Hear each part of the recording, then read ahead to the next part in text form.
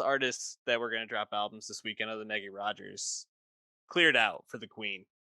And Beyonce, whenever she drops an album, the world stops. But usually she doesn't tell us about it. Usually she just drops it and lets us make sense of it. Uh, she made it known that Renaissance was coming. We got at least one single. I think we might have gotten two, but at least we got one. Yeah. Her seventh solo album, Act One of a trilogy. Is this the album of the year? Renaissance is fucking amazing, dude. Yeah, dude. Beyonce smashed it, dude. Yeah. Did not expect it to be so layered, have so many reference points, so referential and reverent to its influences in the way it is. But it very well could be the career highlight of Beyonce as well, which is quite the statement, quite the accomplishment for an artist who made Lemonade, Yeah. which is just like amazing personal uh, tome statement. Renaissance is it's not as overtly political as some of her recent stuff. Hmm. Think of like Black is King and her performances at like Coachella and things like that. She's seems to have, I think, kind of dialed back into a more specific cultural point here. It's not that it's not political. It's just it's more subtextual now. Hmm. And yeah, I mean, I was just kind of really blown away with just how many of these songs I think are just really awesome to revisit, but still fit into this amazing like painting that she's delivered. And yeah, it's also wild that this is her first traditional album rollout since Four came out in 2011. Break My Soul, a traditional single, came out over a month ago. So good. She joined TikTok. Uh, it's just it's cool that Beyonce switched up how she's doing things. But then when you actually go to the music and like, oh wait, no, she's still fucking running shit, dude. Like Yeah. it's a really impressive album. Yeah, there was a story going around that I don't quite believe, but Drake is, I think, given a credit on one of these songs. I don't remember which one. And supposedly, when he It's a went lot to of go, credits, so you gotta oh, he dig. does have a few credits, I guess. But when he went to go like work on this with Beyonce, he like heard what she was working on, and that's when he supposedly named his album. Uh, Honestly, never mind, because Mm. apparently the story goes he heard what Beyonce was working on. Was like, I can't compare to this, and obviously making a similar like dance album. This just blows his out of the water. And Drake is credited on Heated as his Boy Wonder. heated. Gotcha. Um, so it's I think whether that story is true or not, I'd like to believe it is. I don't really think it is though. It is just a testament to just how amazing of a job Beyonce did here, just taking a sound that she never has really even dabbled in all that much. Obviously, she's made some like tracks that have dancier sound to it, dancier elements, but this is a pure dance homage to so many different elements and styles of dance music. You got disco, you have like classic EDM and pop. You have more like grimy sounding dance near like the end of the album, more rap Yeah. infused. It's really impressive and she kills it.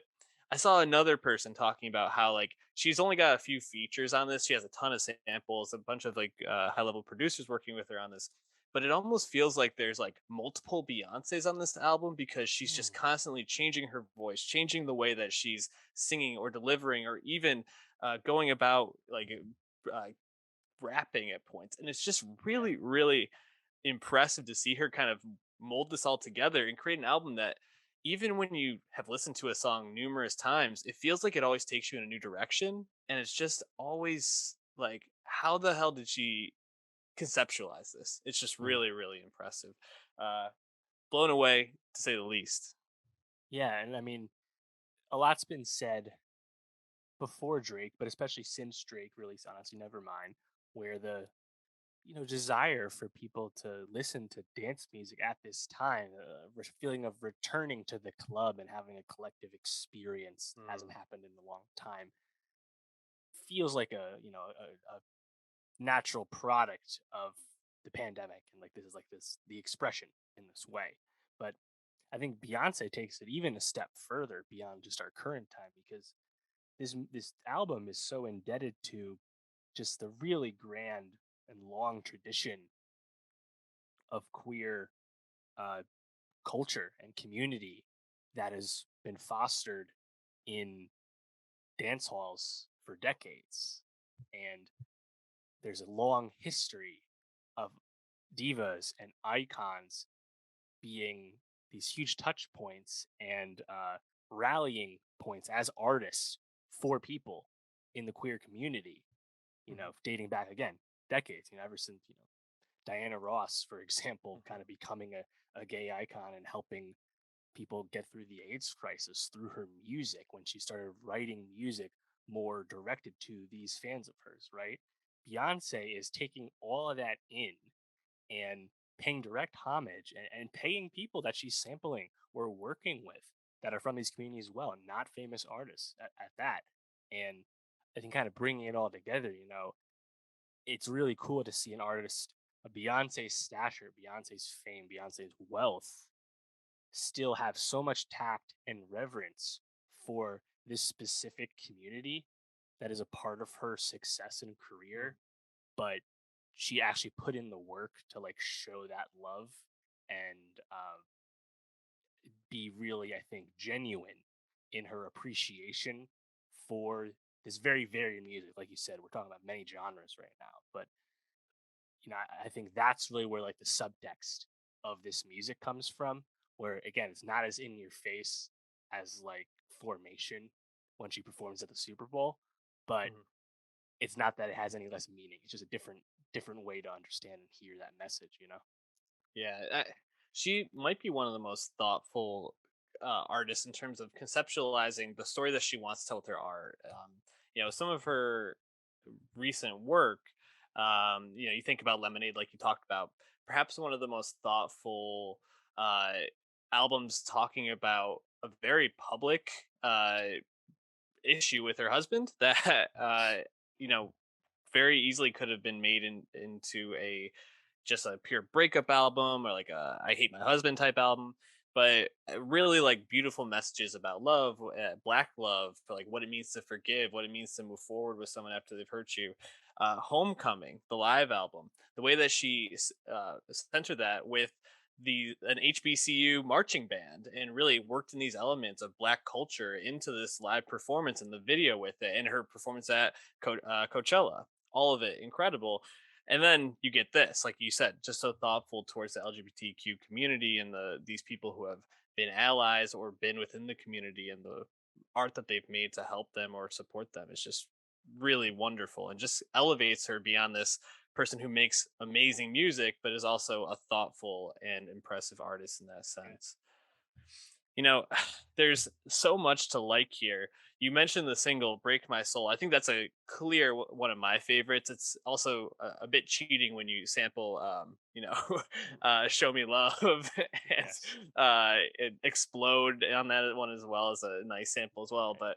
But what are some other songs on this that you just immediately loved on first listen? Yeah, it is funny to like and we talked about this when people talked about this when "Break My Soul" came out over a month ago, but like it's just so funny to hear the Robin S. "Show Me Love" sample again after we just heard Charlie XCX do Yeah. it on "You Used to Know Me" just a few months ago. But I actually looked into it more. That Robin S. song, specifically the remix, that is the most famous version of it.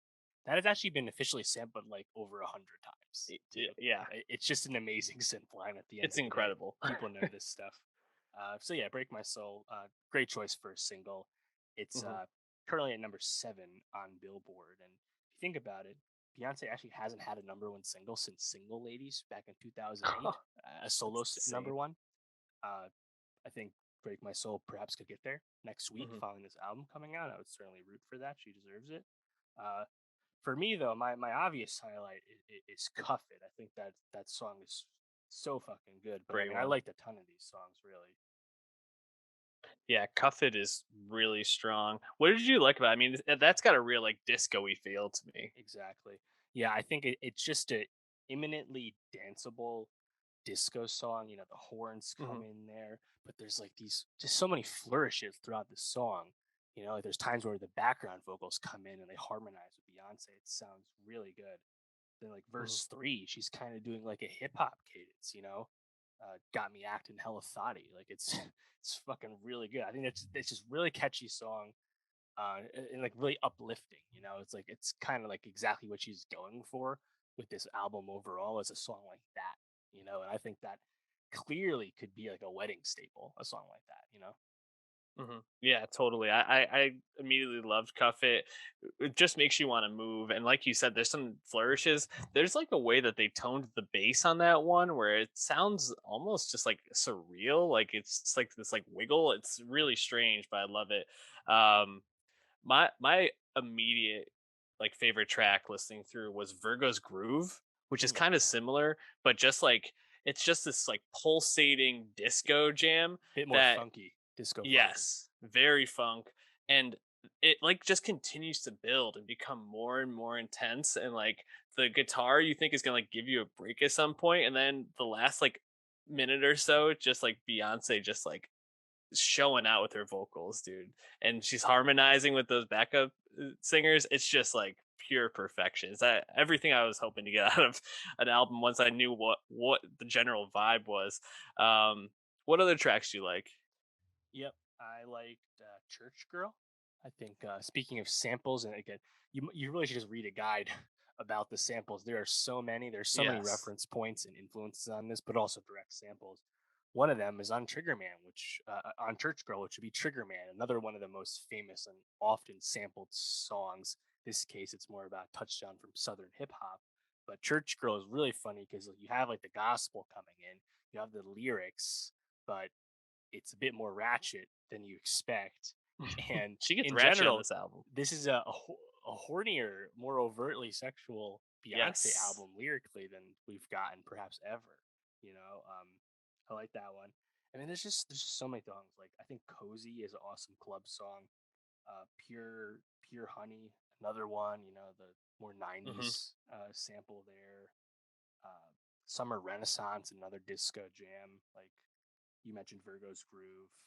Um, you have Energy, which was in the news for the Kellis sample that Kellis didn't approve of, but Mhm. I think that one, the Cuff It into Energy transition, sounds really good.